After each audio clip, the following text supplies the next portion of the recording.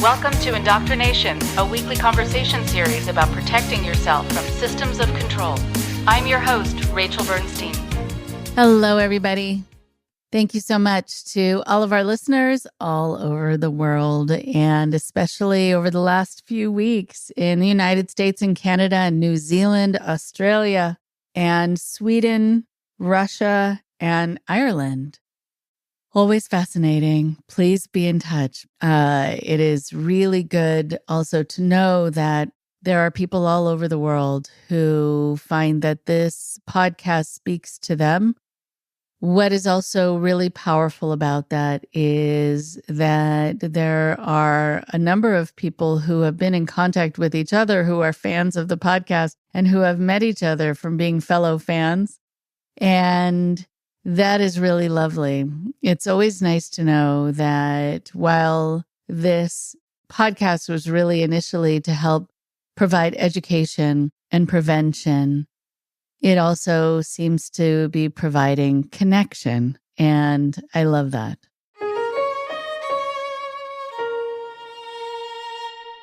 And so for today, we have Diana Nowak. And she's had quite the experience or experiences. She's a survivor of the infamous troubled teen institution known as the Academy at Ivy Ridge. She's featured in the recently released Netflix docuseries The Program, Cons, Cults, and Kidnapping, which specifically covers the Academy at Ivy Ridge. The series, directed by Katherine Kubler, exposes the corruption and abuse of the troubled teen industry through the stories of Diana and her fellow survivors, who are unfortunately but understandably still haunted by their experiences.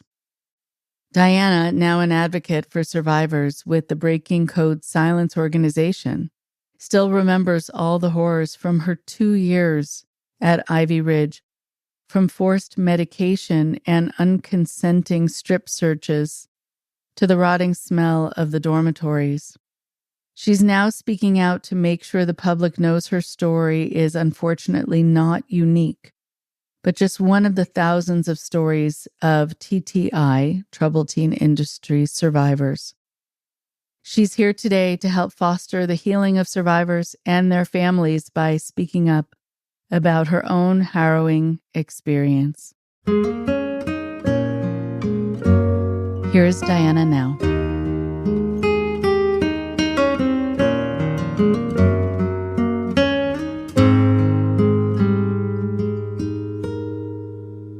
I am really pleased to have Diana Nowak with me, who I've been wanting to talk to for a long time, because I think it is so important that you are talking about what happened to you so openly. I'm sure it's hard. I'm sure it's hard to just have to get into the memories and the stories and just reading your story. And it's been incredible. And the fact that there is now something on Netflix about your experience, about other people's experience, with really important footage about what can happen, because sometimes words don't land in the way that we want, but to have the visuals, the really disturbing and really important to expose kinds of visuals, is really, really important, because otherwise it just stays in the shadows. So I would love you to take a moment to introduce yourself, and then we will start talking. Hi, I'm Diana. Super excited to be here and talking with you. In early March, The Program documentary came out on Netflix, and we had been filming that for a few years, and I was super excited and nervous. I had gone out to LA to see the premiere of the first episode, but I had not seen the last 2 episodes. So it was a really exciting day. And yeah, I'm featured in it as, from what I've been told, the girl who staff tried to break down to get me to conform to the program. So I think that's probably what I'm best known for in there. Right. So I think it is really quite incredible that there is this story that people have that is so disturbing, that is so out there at times, but they kind of go about their daily life. Like someone meeting you today wouldn't know what you've necessarily been through. And I think people find a way to adjust to it, to hide it, to sort of figure out where to put it. And so I think it is really important then for people to know the resiliency that they're seeing when they meet you and you have it together after all that you've been through. Thank you. Thank you. Yeah, you're welcome. It's an important thing also to know that you have it in yourself to kind of pull it together and come across as together and professional and all of it, because that also helps you be taken seriously, like if you're trying to change laws, if you're trying to change what's happening out there, it's so that you can kind of stay calm enough to tell your story. I'm sure that's not been easy for you. I mean, that's not easy for a lot of people. Yeah, I would say in just the context of the documentary, Catherine, the director, was incredibly inspiring. Just with her going back into her own story. I mean, she was going into old footage, conversations with her family, letters. She probably was one of the bigger inspirations, just in my life in general, but also in facing this and talking about it. She was very like the entire set was a safe space and everybody was like trauma informed. So it was a very safe place to share my story. And yeah, it luckily like, and she's just so kind to talk to. And then also the other survivors, them coming forward with their stories was very inspiring as well to me and motivating and helped me feel more comfortable in talking about my own experience. Yeah. Sometimes when people talk to me about why I decided to start this podcast, one of the reasons was because I remember hearing people say, I don't want to be the first person and I don't want to be the only person who's coming forward. I mean, especially people who've been involved in cults, people who've been in some of these teen treatment places where they've been put on the hot seat. They're terrified of being the person who seems to be speaking out against something, or even if they're not speaking out against, they're just telling the truth and what that's going to do to you. So hearing other people tell their stories is really very empowering and can help you feel a little more safeguarded that you're one of many, which feels really, really nice. I know having a lot of people on here who have dealt with being in some of these residential places has been really good for people to hear. Even people who haven't experienced it are really touched by people's stories. And there's something I mentioned a while back on the podcast that I want to mention again here before hearing more about just your story, is that people might think this is something that happens in other places or that used to happen more, years and years ago, and now they've learned and, they don't do it anymore. I was recently working with a family where they felt like their daughter was really out of control here in Los Angeles, and they went to their school, and the school counselor gave them a number of these people who have this whole resource list of different places that they could send their daughter, all of which were going to be ensuring, unfortunately, that the daughter was going to be kidnapped in the middle of the night and taken to a place, and it was going to cost a lot of money for the parents, but this was the best option and the only option. And when the parents came to me to tell me about how this was going to happen, and that because these people had degrees in education, but they were making money off of sending people to these places, they were still doing it. They were still sending people there, which was unconscionable, especially if you have a degree and you should know better, really, in total. But they had kind of talked themselves into making it seem okay because they believed the justifications about why that was necessary and how it was beneficial. And here, very reasonable parents were saying, but I'm sure it'll be fine and she'll be better and, everything will somehow be forgiven and forgotten. And I guess they read the look on my face. And I know I make probably the same face because I know Right? exactly. Right? And they said, "No, it's when they said, 'Oh, she'll everything will be forgiven and forgotten.'" And then they saw my face and one of the parents said, "Or not." Like they sort of knew like, "Mm-mm." I said, "Let me tell you a little bit about this." And shame on them for making you feel like this is your only option. Meanwhile, she needed a therapist. She needed someone to talk to. She was going through her own thing at school. Once that was resolved, she had a learning disability that went undiagnosed. She needed support and she's fine. She didn't need to be sent anywhere. I mean, sometimes the problem can be solved if you just spend time really getting to know the person and what they're struggling with, as opposed to just being punitive and deciding to send them away and punish them in some way. So I think just knowing that this still exists around us without safeguards makes it all the more important for you to be telling your story. And so I'd love for the listeners to hear more about you, but tell us a little bit about you. Sure. Well, I know I didn't dive too much into kind of my story before the program, the actual program, the boarding Ivy Ridge.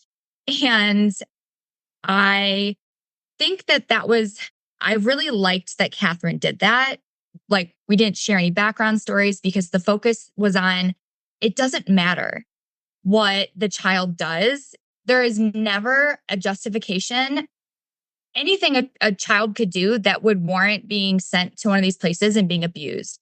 There's nothing. So, no matter what anyone's story is before being sent to Ivy Ridge or any of the other schools or wilderness programs, really in the end doesn't matter, just because even though it's a good place to start healing, like you were saying with the person when you got to know them and kind of maybe got to the root of if they had trauma or what was going on in their lives. But yeah, nothing that any of us did would ever warrant what we experienced having that happen to us. With that said, I can definitely explain what led me to Ivy Ridge. So, we did talk about my father passing away when I was very young. We were T-boned by a car. I think they were going incredibly fast. We were T-boned and we rolled numerous times and landed upside down. And my father passed away, and my mother had a very serious head injury. She hit the one side of the car and then bounced back and hit my dad's head. So she had a very serious injury. And I remember everything. Like, it was, to this day, clear as day. I remember everything that happened. I remember the way everything sounded. I remember the screaming. I remember what was said right before the car hit us, everything. So, in these very traumatic, stressful times, a lot of people tend to dissociate, which is your body's way of keeping you safe. And my mother had a very serious head injury. And because of that, she had a very hard time taking care of me.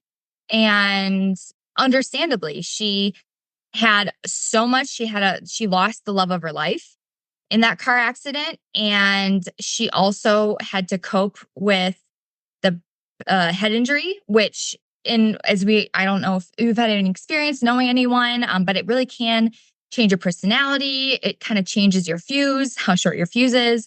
So it was terrible what happened to her. And I was also dealing with the trauma of what I saw.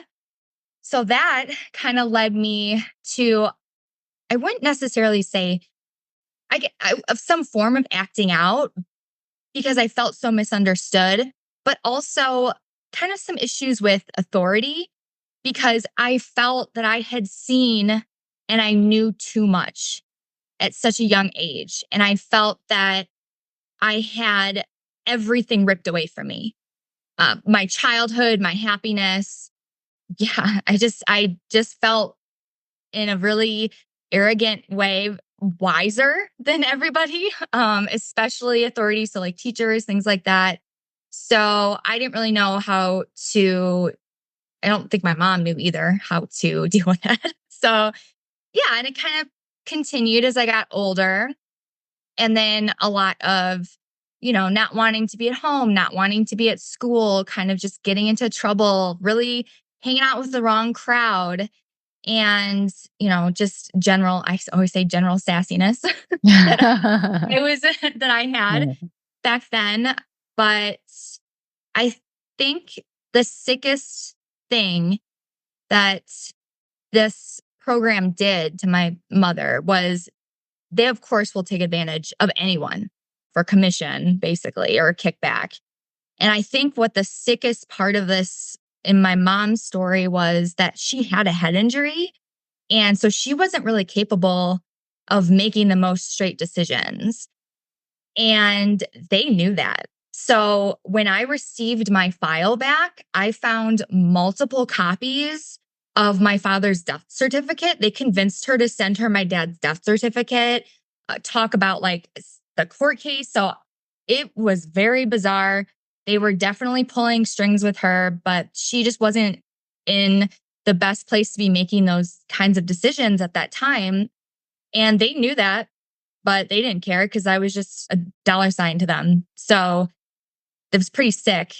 That is really sick to take advantage of that, right? Because you're supposed to be of sound mind, right? When you sign a legal document and they're supposed to assess for that. And if they just didn't care and they were just hoping to try to find a way to get her signature and to have her also send very private things. Yeah. And that is really, really incredible. And so I want you to pick it up from there. I just want to say something to underscore what you were talking about, how it doesn't matter what you did that led up to this. And it's really true. As a therapist, what I care about are the before and after pieces, the why you were doing what you were doing, to understand you and to support you and to clarify things for you about the world. And suddenly having something happen that's so shocking that rips so much from you that you couldn't control, the impact that that can have. And then the other side, how you were treated in response to what you were doing. Because yeah, if we focus on what you were doing that led to you being abused, it's like asking a woman who's raped what she was wearing, like none of that matters. And let's get to the things that really do matter here. And it's not about you at all. Okay. Yeah. So then you found your file. That's really alarming. Okay. So let's pick that up from there. Where were you wanting to go with your story? So, yeah, I mean, I would just say that that's why I got sent away. I luckily had a really supportive friend group from an early age. So they were pretty confused all the times I would disappear because I went to 2 different boarding schools. So, but luckily I had an outside support system and still do, which is wonderful. In addition to everybody, like Katherine and Alexa and everyone, Allison in the documentary, who's just been an amazing support. But it's wild because when we were in the program, we were all pitted against each other. And that was kind of the mind game that they did, part of the brainwashing.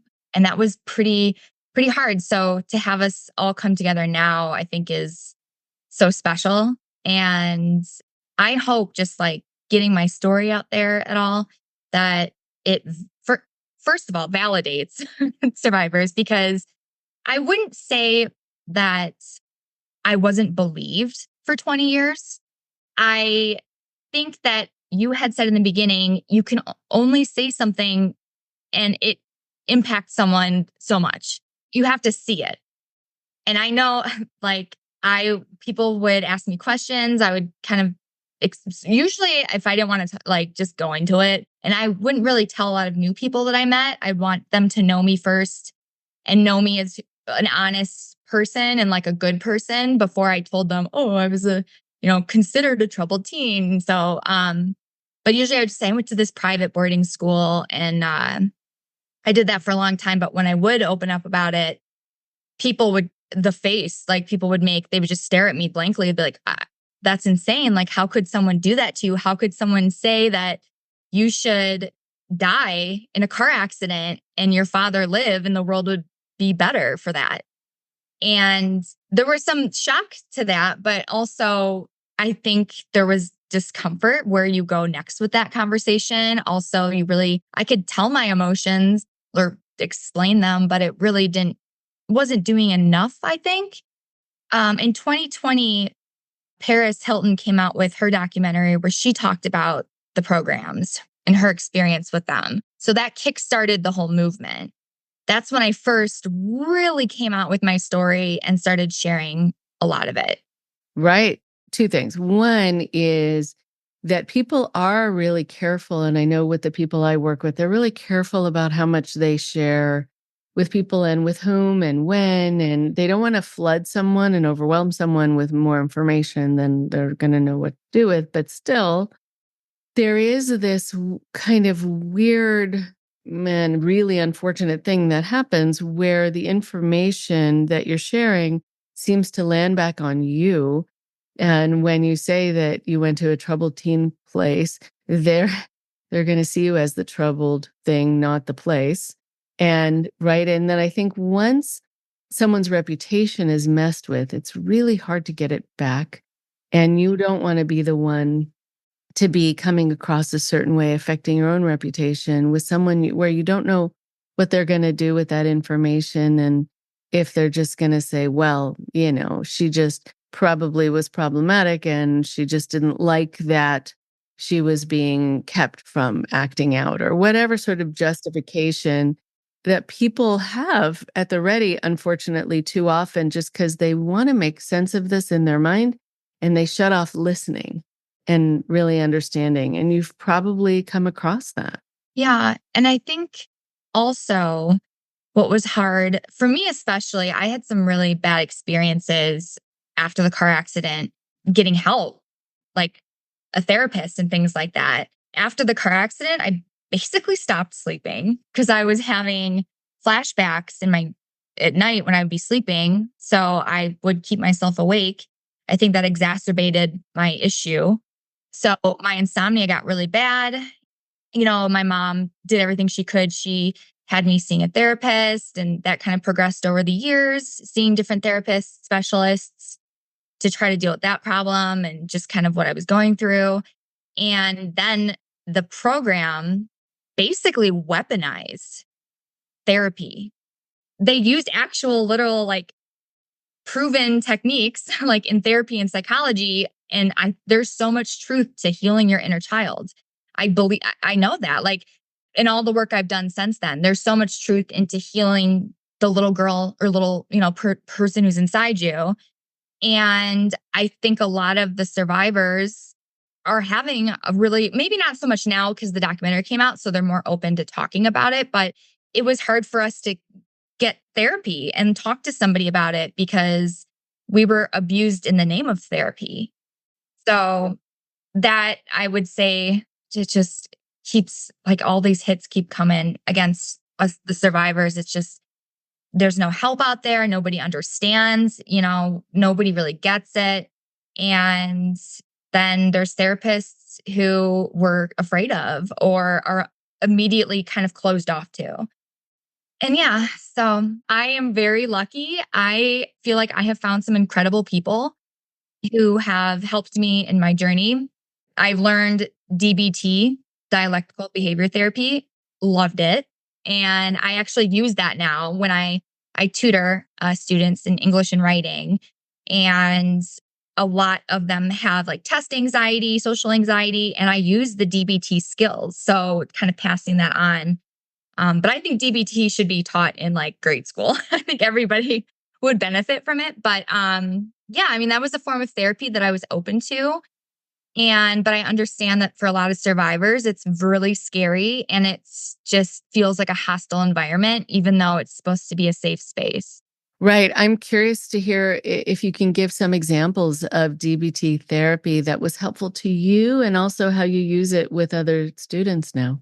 Oh, yeah. So I use with my students self-soothe kits.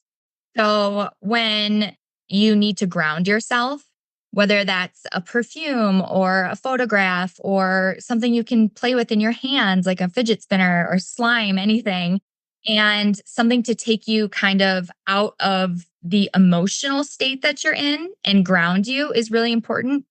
I feel like that helps with focus as well.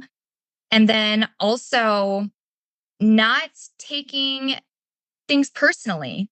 If somebody is angry with you, chances are that they probably have something going on in their life, or like something's upsetting them. So usually if I have anyone be like mean to me now, like since learning DBT, if someone's mean, I'm just like, okay, I ask them, I'm like, what's going on? Like, what can why are you so angry right now? Am I triggering you? Like, is there something? So I don't take a lot of things personally anymore. And it also prevents me from being in any way impulsive.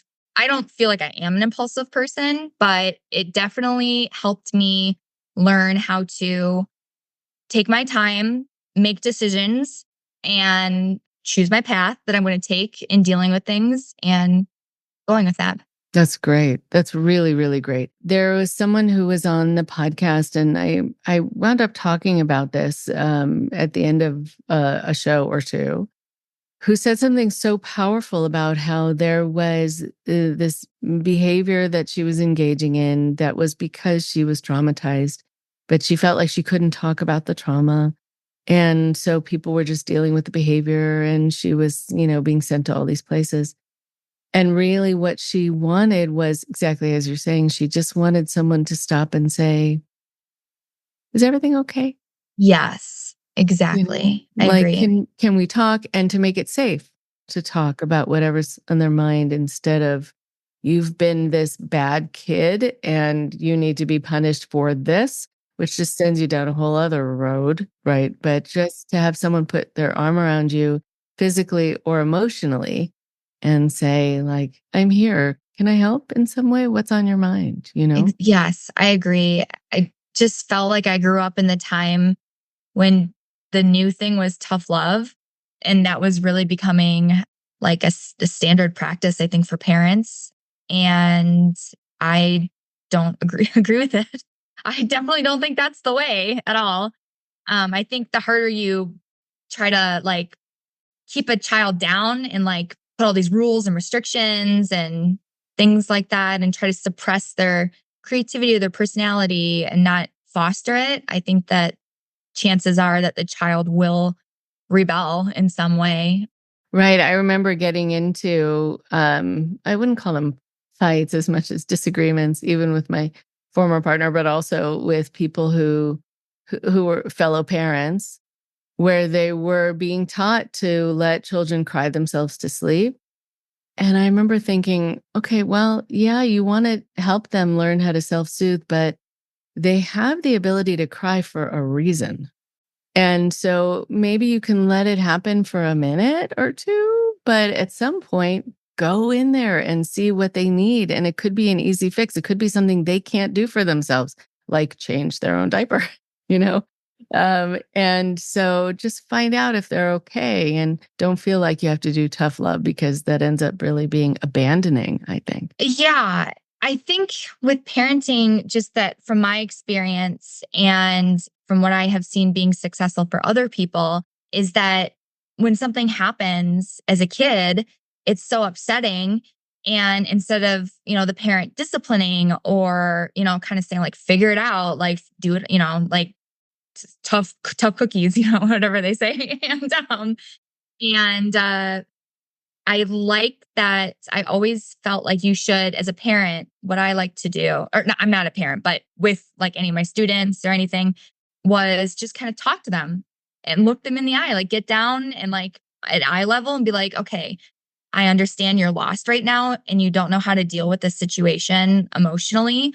So let's do this together. And that way I'll teach you what to do next time. So when you're confronted with this issue again, you'll have the tools that you need because we did this together the first time.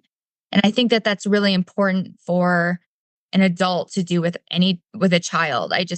Yeah, instead of, kind of saying like, oh, figure it out, or, they're going to learn the hard way and things like that, which is what I got a lot. I feel like a lot of people are like, she'll learn the hard way, but just saying, let's do this together. I'm here for you. I support you. Let's figure this out. Let's come up with some solutions together. So then when you're confronted with this at another point, you know what to do. Right. It's reminding me, though, I was a school counselor for many years, and I remember going in classrooms and trying to see what was happening that was great, but also what was happening that was problematic. And it was exactly that at times that a child would be getting bothered by another kid. They'd go up to the teacher. The teacher would say, "Stop tattling." Okay, that was the first thing. That was a mistake because it's not the person, the kid is saying, "I need help with this." But just be accused that you're doing something wrong and go sit down. That doesn't help at all. But I heard that a lot. Well, go deal with it or, figure it out. And I'm not here to tell you how to do everything. Like there was this punitive part, like basically you're on your own. And I thought, what? They're 5, like, Yeah, how are they on exactly. their own? How are they going to learn otherwise? Right. How Mhm. about instead of, you being worried that you're going to tell them their whole life and you're going to now be in charge of their life forever, take them aside and say, here are some choices. Here are some options. Here's some words that you can use. How can I help with having that conversation with the person who's bothering you? And then maybe next time you can have the conversation by yourself. But modeling and offering ideas and not just like, buddy, you're on, you're on your own with your fruit roll up, right? Because you're an adult somehow, right? So anyway, but I want to go back to something that I heard you say about how you were told, among other things, I'm sure among a lot of other things, that the world would have been a better place if you were the one who had died instead of your father. Just to get to that place where you feel it's okay somehow to tell that to a child who's also been traumatized, right? So, what else stays with you as some of these unbelievably harsh and cruel things that you were told that you probably had to undo in your own mind when you were leaving and see like what was true and what wasn't? I had a lot told to me. I was told that I was garbage. I was told, I was a mistake. I was told that I was the problem, no one else. It was solely my fault. I needed to be accountable for my terrible life. But I will say that these things are very, very, and they do come back to me every now and then. Like if I'm having a bad day, I get this little thing, this little voice that says, you kind of deserve it. Like, you deserve this. Like, this is, and I have to fight that a lot. I also think that a trauma response was trying to stay busy all the time. Like, what I can do next, anything to keep my brain occupied. So I didn't have to think about these things that were said to me. There is a little bit of a part of being told these things. You're a mistake. Your mom would have been happier if you had died and not her husband. And I just distinctly remember being told these things during and I can definitely tell you about this lifeboat process that we had to do. Yes. Oh, I'm glad you brought that up. I want to hear all about that. Yeah, go ahead. Go ahead. Yeah. The good part about the things that were said to me, and yes, they do come back to me, especially when I'm having a bad day or I feel really bad about myself.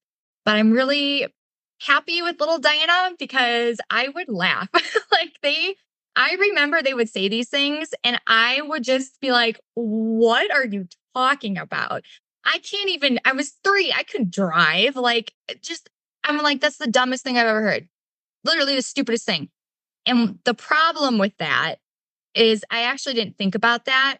Maybe I shouldn't have had that reaction so much, even though it was dumb what they were saying, because that kind of incentivized them and egged them on to be meaner. So they didn't like that they were being laughed at.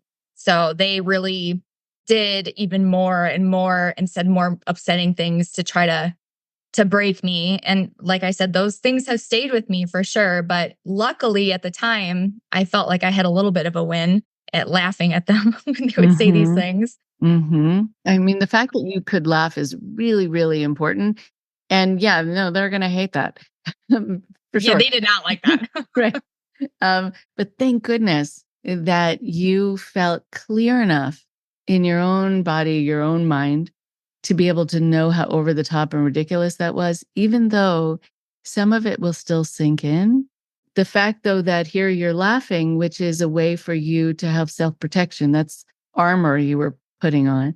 And then they're going to give you a harder time because you're trying to protect yourself. It's like people I know who are being hit and they put their arm up to protect themselves physically. And then they're told they're being the aggressive ones because they put their arm up. And you're thinking, no, this, like with you laughing, this was my way of protecting me from you abusing me. And now you're going to abuse me more because I'm trying to protect myself. I mean, it's like there's no way out. I'm sure it felt that way a lot. There wasn't a right thing to do. I felt like then you can see how a lot of the things they did to us and said to us have manifested as we've gotten older. Because, as all of us survivors connecting, like so many, there's such wonderful people, so like very wise, so much insight, so kind and caring.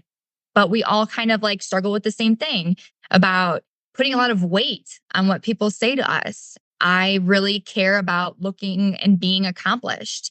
I always want to like take on a challenge. I also always want to like prove to people that I'm worth it, and some form of that might be I'm literally still trying to prove that I'm not a mistake, that I do deserve to be here. I didn't want to lose my dad. This is how it happened. And I want to show them that you were wrong. I was supposed to be here. It would be nice if we were all here from the car accident, but I do think that, some of my behaviors now do come from that specific lifeboat process and words that were said to me. Right. Yeah. And I want to get into the lifeboat process because I also know there's a whole program called Lifeboat, which is for Really? Oh, goodness. Yeah, which is Ugh. equally problematic for a lot of reasons, and also because it's tied in with this kind of way of working with people. It's for addiction. But anyway, I think the idea that you are still grappling with needing to feel worthy and deserving and not deserving of bad things happening is something that happens a lot after you've been traumatized and also after you've been in a cultic system where they thought it was their job and their right to break you down. Anyone saying to anyone else that they're a mistake, anyone saying to anyone else that they deserve to die, I feel like if there's anyone not deserving of good things in that picture, it's the person who's purposely really being cruel to someone else, knowingly being cruel to someone else. All you were trying to do was make it through the day. And it is very cruel to do any of that to you. And I'm just wondering if there's a way to take the words deserving and mistake even out of your vocabulary, because there really is no such thing, right? Because people are born and then they're here and then they're deserving of good things because they're alive. And, because they're equally deserving just like anyone else. That's not the way certain people are seen, certain races are seen, certain genders are seen. There's a whole caste system where people are seen in different ways. But in your life, there's simply nothing that you did except you were reacting to a trauma, which means that you were trying to survive and you were trying to figure out how to help yourself feel okay in this world, because suddenly your world was literally turned upside down over and over, right? So, but it does seem like it's a lifelong struggle. So, yeah, let's talk about the lifeboat process. Sort of what would happen. Sort of have us picture, also visuals, like have us picture the space, the room, and what would be happening in that space.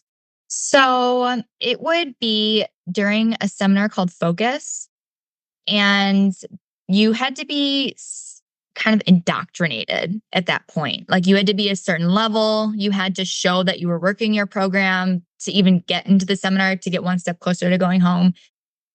And I didn't want to do this. I chose out a lot because I was like, this is brainwashing. Like, this is a cult. This is crazy. And I would choose out pretty much every time. And then they finally forced me to go through it. They literally told me, this facilitator said, I don't care if you're sitting in the corner of the room the whole time staring at a wall, you're going to graduate the seminar. So then I was forced to go through it. And the lifeboat process was difficult because we were, as Alexa explained very well in the documentary, we were sleep deprived. We were food calorie deprived. We didn't know what time of the day it even was, like most of it. We were already so broken and like vulnerable at that point because of the attack therapy that they taught us. They taught, these tactics where if you've, with Synanon, you can see the game they played. That's where this came from, the attack therapy. So we were very not in a good headspace before the lifeboat process. So you would come in to the room and everyone would space out. You would keep your eyes closed, and the facilitator would tell a story about, I don't even know. It's always this. It was the same script. Basically, it was saying like, you're on a cruise and you're happy and everything's wonderful. And then, it's very silent and and you finally are getting this one moment of peace where you have your eyes closed and nobody's like around you and you don't have to share anything. And then all of a sudden they yell like really loud. They're like, oh my gosh, there's an accident. All the people staffing it will start banging on the tables.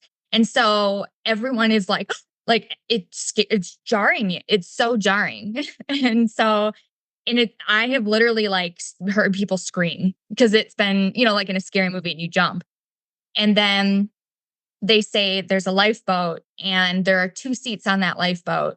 And now you all have to figure out who's going to be on that lifeboat.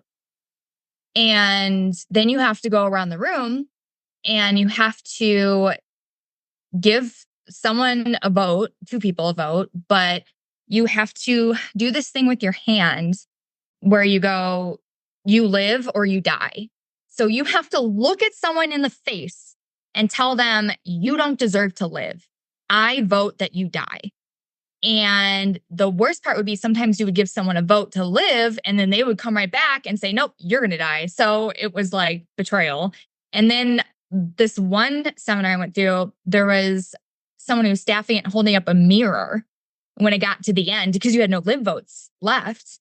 And you'd have to look into the mirror and say, you die to yourself. And that's the first time I looked in a mirror in, I don't even know how long, months. I had not been able to look into a mirror prior to that. So that was also, I think, part of the mind games that they did. And so then they're like, you're wrong. That's, you're supposed to want to live because you could go back and tell people's families the last words that they said, messages. So you couldn't win with it, basically. And then at that point, we would have the physical exertion where it was banging towels for hours and hours on the ground. Or it would be pushing on a wall, like trying to push like a big ball of anger or a big ball of sadness, big ball of grief, like over a cliff, but you're pushing on a wall. And I've been through enough of these where I have seen, I remember one girl specifically broke her finger. I watched people get bloody noses, faint, vomit, collapse from because there's such a physical exertion with barely any calories, no water, pretty much. And just the no sleep. And then after that, I remember them telling me I had to bang on the floor and be like, you're mad at your dad for dying on you. And it's just dumb stuff and all these people. But I forgot to mention during the lifeboat process, what the facilitator would do was they would stand behind certain people. And this is when they said what they said to me for the first time is imagine you're looking at they said, imagine you're looking at your father right now. This person here is not them. It's your father. And you're telling your father that he died for no reason. And you wasted your entire life and you're like a total piece of trash. And your dad had to die in place of you, but you've wasted your whole life. And now you have to like tell him to die and just dumb stuff like that. But that's what they would do when they would say those mean things about my dad. So, I think that's pretty much the gist of it. And then of course you'd be reborn. So it's such a cult. Like it literally, I have so many choose out forms where I was like, this is literally a cult. And I don't even think I really knew what a cult was back then. I just had some semblance of the word. And I was like, this feels like brainwashing. This feels weird. Yeah. And then they would have us crawl around the floor like babies and like we were reborn as our magical child. And we'd have to write a lifeboat letter to our magical child. And I kept all of that because it was so weird. I was like, I am never getting rid. I would, because a lot of people to cope, understandably, and to forget and move on, burned had their files burned or threw everything away. And I kept everything because I was just hopeful that one day, not as much as Catherine, because she was like in the program and she was like ready to do this documentary. But I did know that like I wanted one day to have proof of what they did to me. That's really, really good. I just did a talk about forgiving and forgetting, and that it's not for everyone. And I know that in order to heal, a lot of times people are told they need to forgive, but that's actually not something that should be decided by someone else. It should be decided by you, if and when you want to do that, but also if you feel that the person is deserving of it. And there are a lot of things that have to be personal decisions, but also with forgetting, there are a lot of people who are told, just get rid of, all the stuff that, could be a re-traumatization. And why are you holding on to these things? But sometimes it's very important to hold on to these things because it helps you really be very clear about what happened to you. Yeah, it's evidence of what happened to you. I agree. Right. And I think also you may have found this, that anytime you look through it, you see it through new eyes. Like as you get older, as you learn about what you deserve to a greater degree, and hopefully that'll still be going in the right direction and a good direction for you. And it's really interesting and it's important for some people to hold on. Also, people who forgive too easily and will make it okay or blame themselves. Yeah, hold on to it until you can see it for how it really is, that this is something that people did to you. But what happens in this situation, again, I hear this a lot from former cult members, so you were right that it is a cult, that people say, but what was it all for? I mean, I hear, yes, I'm crawling around and I'm barking like a dog and I'm, in these sort of psychotherapy cults. I hate to even call them therapy, just like treatment, right? Teen treatment. It's not I know what you mean. They right. use a form of therapy that works and then they like twist it in a really weird way. In a really weird way, right. And to what end? Like, what was the goal of this whole lifeboat experience, except really to break you down, to confuse you, make you feel like here you get to the end and still you're berated that you did it wrong? Like, what? Just leave me alone. Leave me alone. I think their whole cell and what I experienced, because I did talk about like I did not get to upper levels when I was at Ivy Ridge. And I did see how it had its own set of problems. It definitely seemed psychologically and emotionally a lot more difficult than the physical abuse that I was experiencing. Not that any of it was right, but it seemed very psychologically traumatic. So the sell of this program was that your kid is a new kid. They're broken down and now they're a robot. And now they'll do whatever you say. They are afraid to break rules. They can't trust anybody. So they're not going to have any bad friends or any friends pretty much in general because they don't trust anyone anymore. All of their friends have betrayed them. And, some of the survivors who were even like sexually abused, like, and even with that sexual abuse, like, okay, well, now they're not going to act out sexually. Like, it's like they wanted to create this robot. And it looked really good to prospective parents because it was like we didn't have personalities. We couldn't have an image. We couldn't wear like even like things that made us look like we liked certain things. We were just like these broken down, built back up robots who were programmized. And to parents, they were like, oh, wow, these are really respectable kids. Like, they're so kind and so proper and they have such great manners. And that was their whole thing. But that only lasts so long because then the trauma, the brainwashing trauma comes and hits you. And then you question your entire existence and how you're, because that's when you really learn to question your brain. You're like, well, I just believed something that is actually was trying to manipulate and break me. Like, so it's very confusing.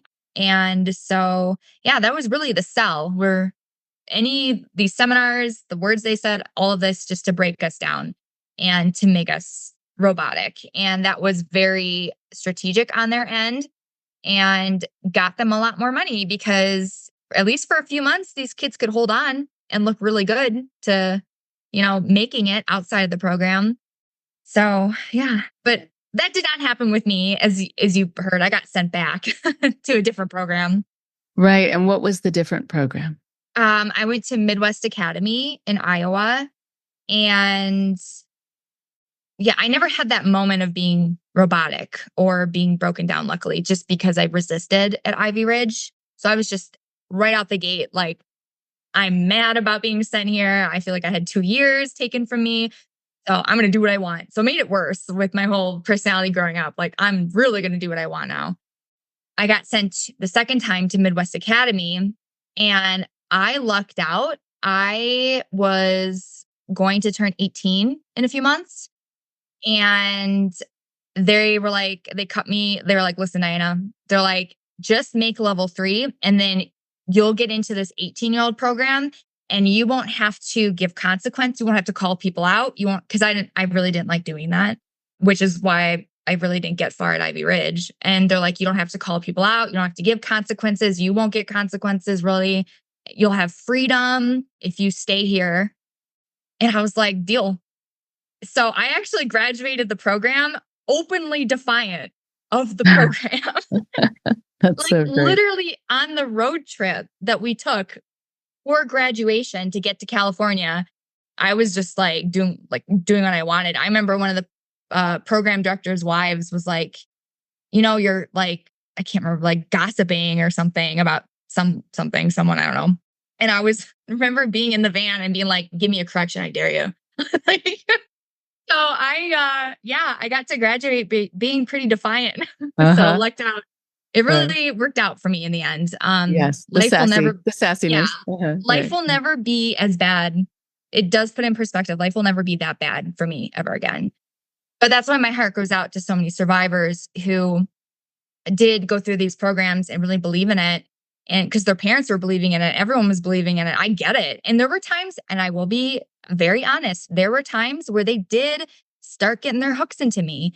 And I did question some things. And I said, maybe something's wrong with me. Maybe I do mess everything up. Maybe I'm a bad person. And they're like, okay, no. And then I just try to like manipulate to try to go home. But my heart goes out to a lot of survivors who did play the game because they have a lot to undo when we should be young adults and we should be loving and living and experiencing life.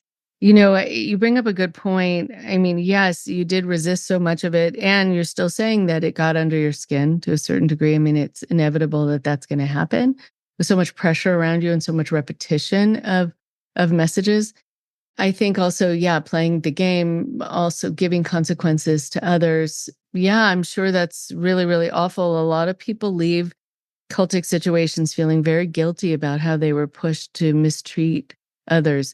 How they were pushed sometimes to mistreat their own children in a cult, and that stays with them.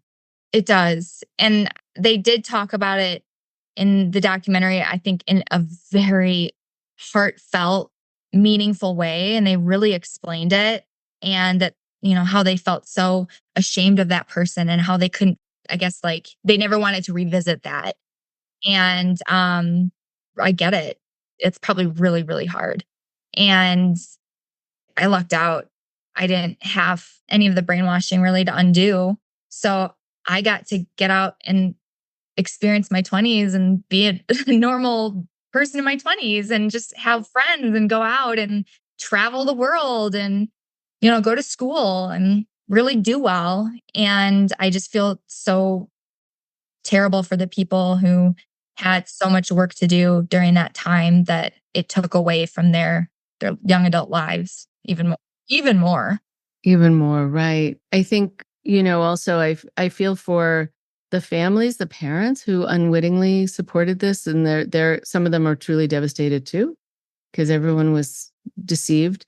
But coming back to what you were saying about going to the second program where you were almost 18, I'm thinking back on this lifeboat experience where you're being berated for having wasted your whole life. Really? What were you, like 15, 16, 17? Like your whole life, right? Not really. But it's such a dramatic way of saying it.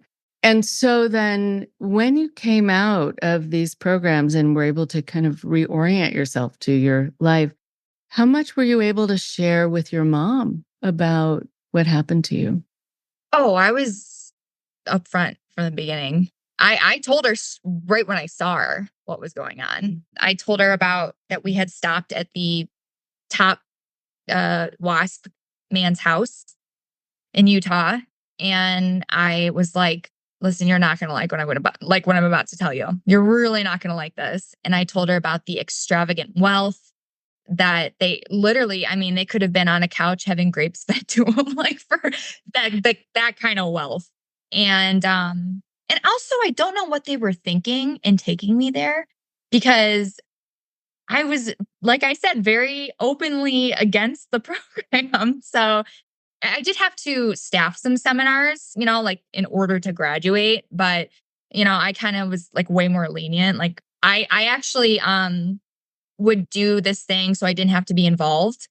I would be the log keeper, and which also really helped because that helped me remember a lot. So I would just sit in the back of the room the whole time and just keep a log of what everybody said and what happened so that I didn't have to participate in the attack therapy and all that other horrible stuff that comes with staffing. But yeah, no, I told my mom everything, and it was hard. Yeah, it was just so much time she suffered and so much time I suffered. And I kind of feel like now we're just two people who suffered a lot.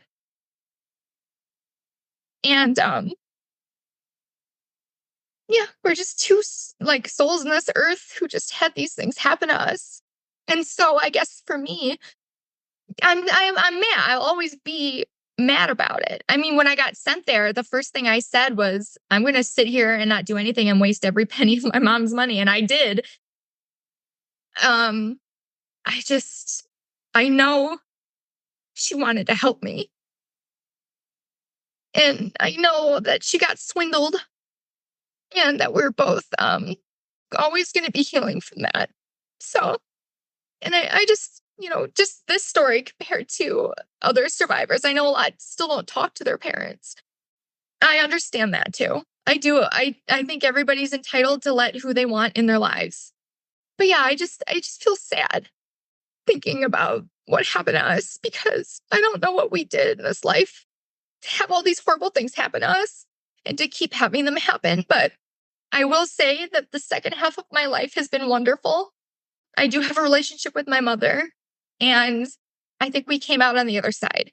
So that's all I would want. If a survivor does want to speak to their parent again, it's their choice, because a lot of parents are just like, oh, get over it, like kind of thing. And that's not the way to go about it. So I wish that everybody kind of gets to some place of healing with their family.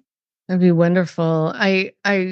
Yes, I hear what you're saying, and the true sadness. And I want to go back to two things that you said. One is this idea that you were saying you were just going to sit there and waste your mom's money. And that's a really strong defiance. That's a really strong sense of self, which has probably really helped you heal and lead the way towards this better half of your life. If you're if you're grappling with this idea of feeling deserving, I do think, if you don't mind, I'm getting a little therapist-y right now, but love it. I love all the advice. I love it all. So I think for everyone listening, to be careful about the way things get interpreted and the way you talk about them, so that they're not self-damning. because you were not wasting your mom's money. They were wasting your mom's money. You were surviving. And so there's nothing you were doing wrong. And there's nothing you were doing to your mom. And so it is really good to give credit where it's due and to have it bypass you in those situations because there's really nothing that you did. And then this idea of what did we do to bring all this to us or deserve, all of these bad things to happen? What I see is that there is randomness in the world, in the universe, and it can feel cruel, but it's not at all personal. It feels very personal, but that's not its origin. At the same time, too, it sounds like what happened next was tied in with what happened. So I feel like it's not two different things. It's one thing that led into the next. So they're all connected. And so I'm hoping that the rest of your life is, I want to say, just sort of like less eventful in these ways, right? I'll never feel as like hopeless and like trapped, I think. Mm-hmm. Mm-hmm. Right. Any situation that I found myself since then trapped in, maybe it took me a minute to figure it out and realize like, oh, I'm trapped. This is like a feeling of desperation and hopelessness. And like, there's no exit to get out of those situations. So I really lucked out. There were a lot of, like things and people who tried to trap me, and I caught on to their game pretty fast. Some not so as fast as others, but I eventually caught on and got out and like share that information with anyone who ever has any questions, and how to leave their own situation if they feel stuck in it. So yeah, but it's never Ivy Ridge was the blueprint so, for that lesson. Yeah, right. But I'm really glad that if you're starting to feel in a situation where you're backed into a corner or you're like, damned if you do, damned if you don't, for you to be able to go, I'm out. But it's also, going back to other people having certain stories that are so tragic. There have been suicides because of this, which is really people saying, I can't get out. I don't know how to get beyond this. I feel really stuck and trapped. And so all the more reason that it is so important for you to be telling your story, coming out with your story, having something on Netflix, just, having this breaking code silence, just where people know their options and their support. And so they never have to choose or feel like the only option is to take their own life. I'm wondering just if you can let us know what's happening on that front, because I know, organizations are trying to change laws and trying to get more oversight and standards and licensure and people watching what's happening and safeguarding it. So tell us about that whole landscape if you can. Pretty much everyone who was in the documentary has continued the fight. And I know that they're not going to stop until every survivor, first of all, is believed and validated, but also that this doesn't happen to anyone ever again. Also, in getting our abusers held accountable, because a lot of them were predators. It's just traumatic in general to like revisit those people and those places. And they are working very hard to have them be held accountable and also to get more oversight in these schools. So it literally, like the outpouring of love and support, especially after the documentary, there were phone calls. I actually had a coworker, so nice of him, who somehow knew the organization that Tom Nichols, who worked in the church setting. He was, I think, a pastor at that point, but he worked at Ivy Ridge. And he wrote a letter and he's like, this is unacceptable. Like anyone who is involved in any way with child abuse should not be in that position. Like everybody, it was like the first time, it was like the whole universe. It was like, this is wrong. And I think, Katherine just, oh gosh, she is so good at what she does. The ending, when she quoted Thomas Houlihan and said, the abuse of a child is the business of anyone who knows about it. And now you know. And I felt like that was the wake up call the world needed to hear for this particular situation. And I definitely felt that call to action, and a lot of people did. And I have seen people doing things for us and listening to us in a way that I had never seen, or that I never actually thought I would ever see. So, but yeah, everybody, they're working really hard, and we're all really supporting one another. They're such good people. And anyway, I can help survivors to talk, which is kind of like the front I've been taking with it, is having a lot of survivors reaching out to me, thanking me for telling my story. And now they want to tell their story, and just really listening to them and saying, I'm glad you're telling me. Thank you. I hear you. I see you. And I believe you. And I understand. So yeah, I've kind of been taking it more on an emotional level with others, and also like explaining and getting the word out. But yeah, I know a lot of organizations, but especially like the documentary cast has taken on some big projects, and I'm really proud of them. They are doing it. They are doing the work. That's so cool. It's so good. It's so empowered also. And so Ivy Ridge is no longer, right? Or is it? No. So thank goodness. I'm really glad. But that was recent. Well, yeah, it was because they lost, or no, I'm sorry, they didn't lose. They never had any accreditation. So they were handing out fake diplomas, which literally ruined people's lives even more. So these kids thought they graduated high school, go to college, and then find out that was a fake diploma, and then have to drop out of college, go back and get their GED.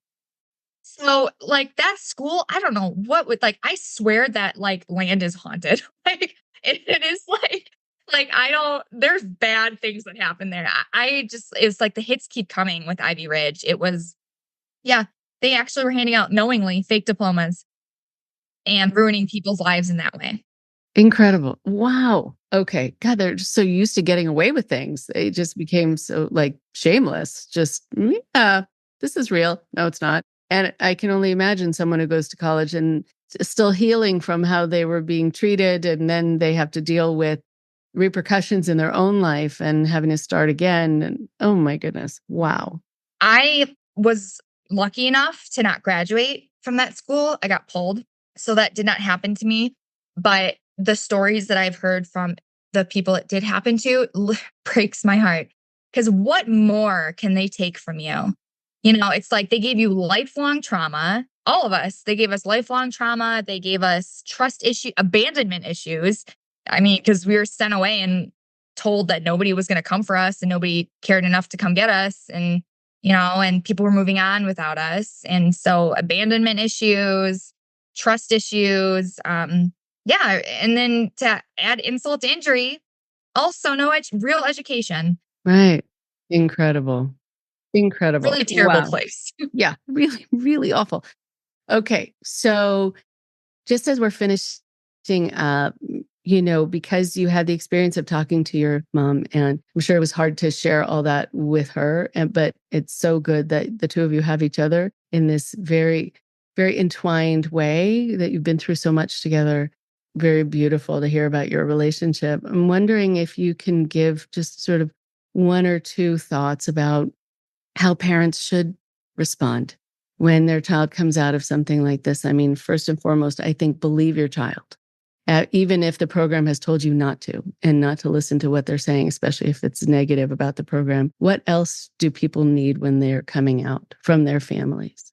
I think the hard part is that the parents are also still brainwashed as well. So not only are they not believed, that the child, but they're not, there's no safe place. Home isn't safe anymore, because now the program is in their home. And we had to, in order to go home, we had to make life contracts. And basically we were on a point system, just like the program at home with our parents. And we had to write ourselves corrections. It is wild. So that, I think, really makes it hard, because you both have to wake up, and it's usually not at the same time. I feel like someone will wake up before the other person, or one person might just close that book and say, I can't revisit this. I just think for parents, it's important to listen and be supportive, and, really see them, and also not say things like, okay, so are we over this now? Or, okay, did you get out of your system? Or why are you still talking about this? Things like that, because this is something that's going to stay with us forever. And the difference is, yes, our parents were brainwashed, but we were children and our brains were still forming. So a lot of what happened to us is sticking with us for a very long time. Whereas an adult whose brain is done forming might have a little bit more of a skill set in being able to, like come out of it and say, oh, that was bad. I'm over it. Like, I'm going to move on with my life. I'm going to go back to work. I'm going to do this. So we don't have that framework of support. So, yeah, I would say just, in knowing that is very important for parents. Yeah. Oh, it's such a really important caution that before just taking from what you said, I guess the advice might be before parents adopt the techniques of the program into their own home, find out the impact that it had on your child first before you become unwittingly an abuser and help them keep abusing themselves by giving themselves consequences, etc. I think that's something a lot of us, it'll come up from time to time because I forget about it all the time about the life contracts. I lucked out again. I didn't have one because I got home when I graduated, and I pretty much, I think within the month, went straight to college. So I freedom, and it was so fun. I was so happy.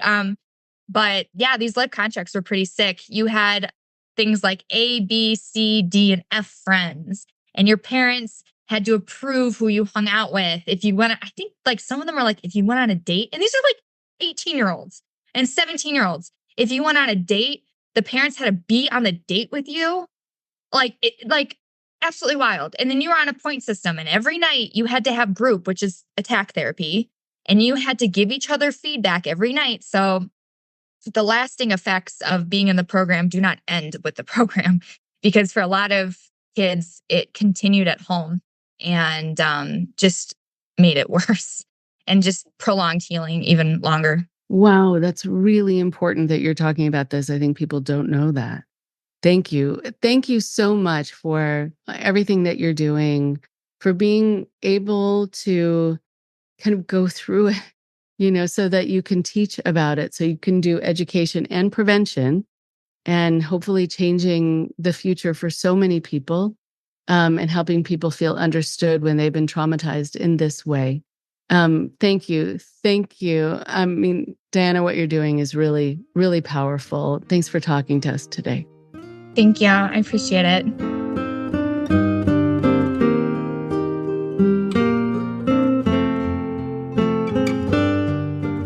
One more thing before you go.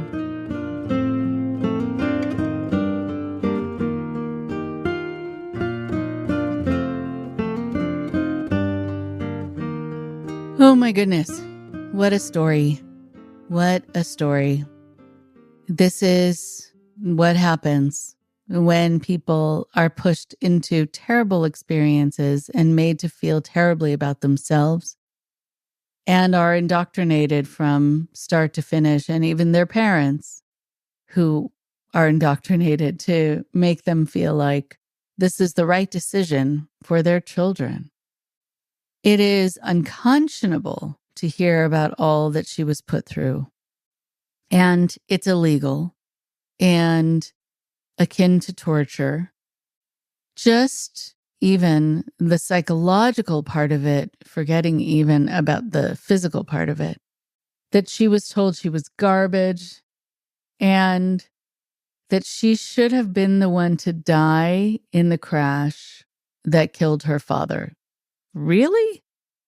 Someone actually says that to somebody else? Somebody says that to a child who's lost their father. Someone says that to a child who's away from their mother, away from their family, has nowhere to go, but just to sit with those words and to sit with that accusation and to sit with being made to feel like you are worth nothing.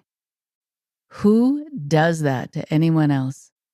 And the fact that that could be seen as therapy. I mean, there is something really not only reprehensible about it, but very sick, really pathological about it. There is a lot that people get away with under the guise of other things, under the guise of religion at times, under the guise of therapy at times. What Diana got there was nothing like therapy. And it's a shame, too. So many people who have been in these kinds of quote unquote therapeutic situations are then afraid of therapy, thinking that it's like this, thinking that it's attack therapy. When Diana said, too, that it doesn't matter what your child did to warrant being sent to Ivy Ridge, or actually a lot of these places, it should always matter, first of all. But as we know now about these places, no child should have been sent there. She also talks about being so disoriented, not being able to be let outside for long periods of time, not being able to get enough sleep, which is disorienting, not ever knowing what time it is, highly disorienting. And then also being food deprived, which can be disorienting because sometimes people have their clocks that are set in terms of their internal clock based on when they get hungry and then when they eat. But if you're hungry really all the time, it's like being tired all the time.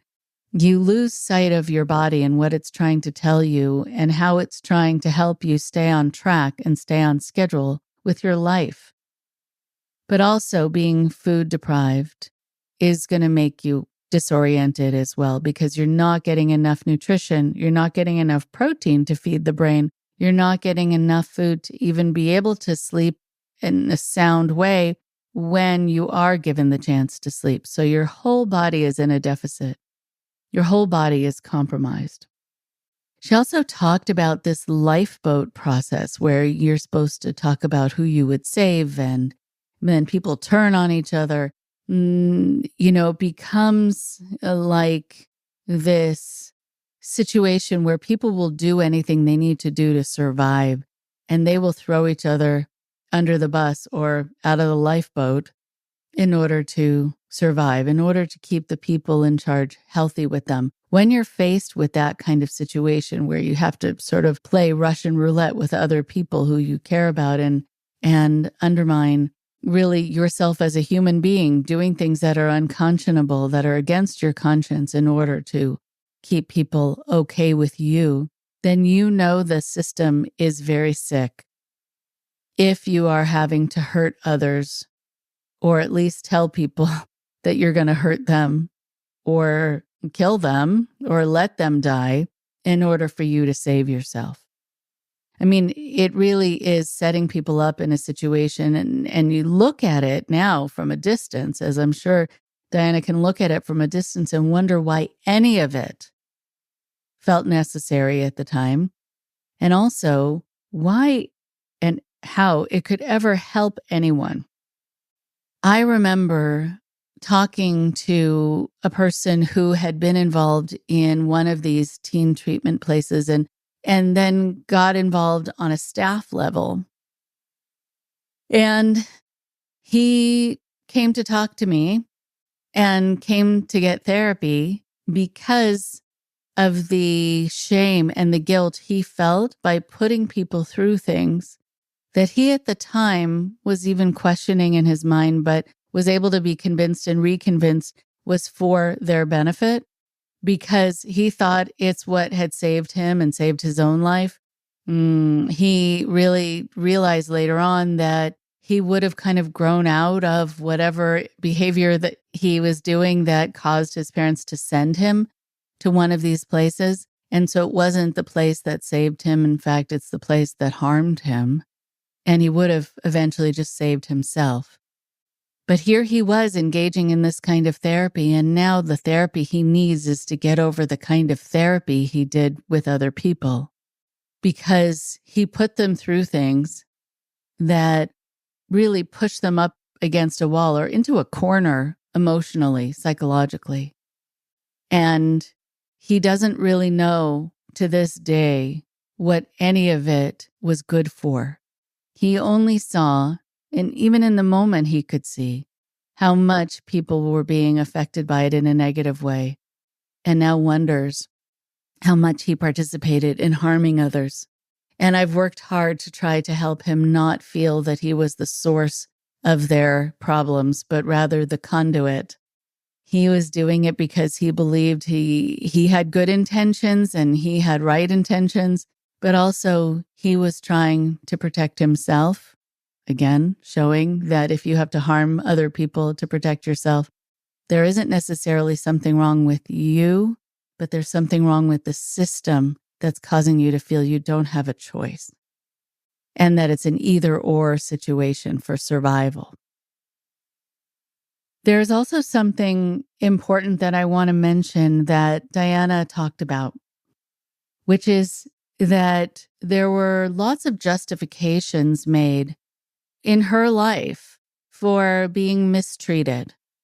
And that, she says, there is never a justification for abuse. And it goes along, I think, as Diana was talking about, with this whole tough love idea.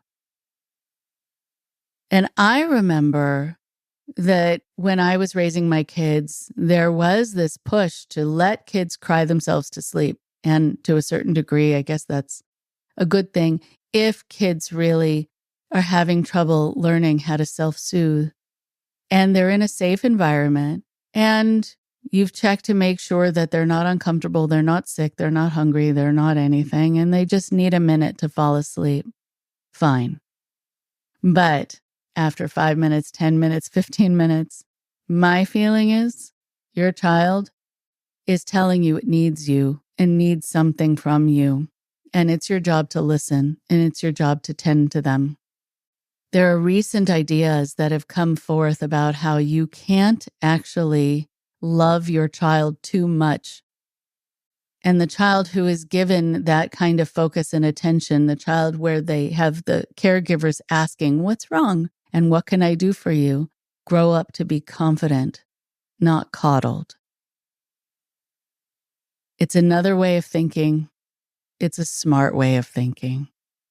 And it's important because a lot of parents already have that as their instinct, and they're talked out of it by people who were raised a different way or have read other books where they're supposed to let their child just kind of suffer through all the moments where they're already suffering. It would be wonderful for parents to be able to be given other tools to know what to do in these moments when they're worried about their children. And for school districts and for therapists and others to be giving parents the names and numbers of these places that are going to come and kidnap their children as a viable option is so wrong, but is also so much of a leap. And what you're leaping over is just looking at your child in the eye or putting your hand on their shoulder and saying, "I'm here. Talk to me. Tell me what's wrong. Tell me what you're reacting to, maybe that I'm doing. Tell me what you're reacting to that's part of your life or internally something going on for you.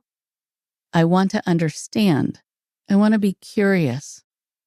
I don't want to be immediately angry and punishing. I want to make it safe for you to talk."